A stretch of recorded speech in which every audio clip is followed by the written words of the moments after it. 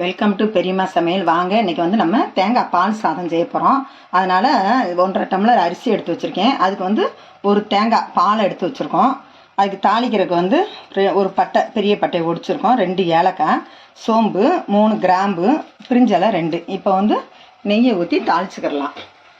Cooker காஞ்சிருச்சு. இப்போ நெய் போட்டுக்கிறோம். 1 ஸ்பூன் போட்டால் போதும், பொரியறதுக்காக. பொரிஞ்சிருச்சு, நெய் காஞ்சிருச்சு. இப்போ போட்டுக்குருவோம். நல்லா வெடிச்சிருச்சு. இப்போ எதுக்காக செய்யனா, பக்கத்தில் வந்து சிக்கன் குழம்பு வைக்கிறோம். இந்த தண்ணி அளந்து ஊற்றிக்கிறேன் நான், கறிகிறோம். 1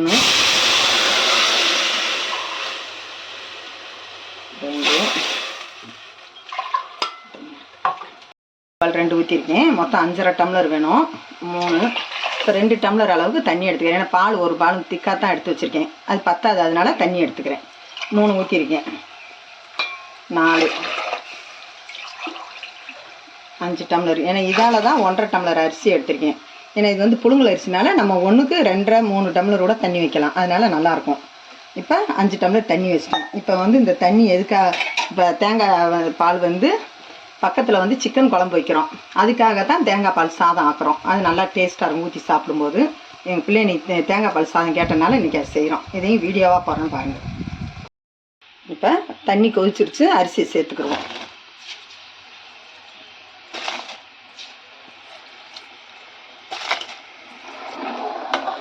இப்போ நம்ம உப்பு சேர்த்துக்குருவோம்.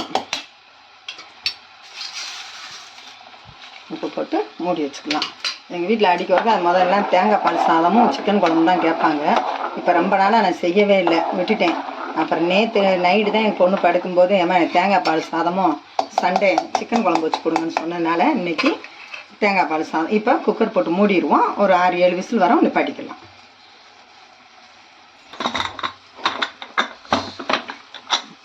குக்கர் மூடியாச்சு, ரெடி ஆயிடுச்சு. இப்போ திறந்துக்கிறோம்.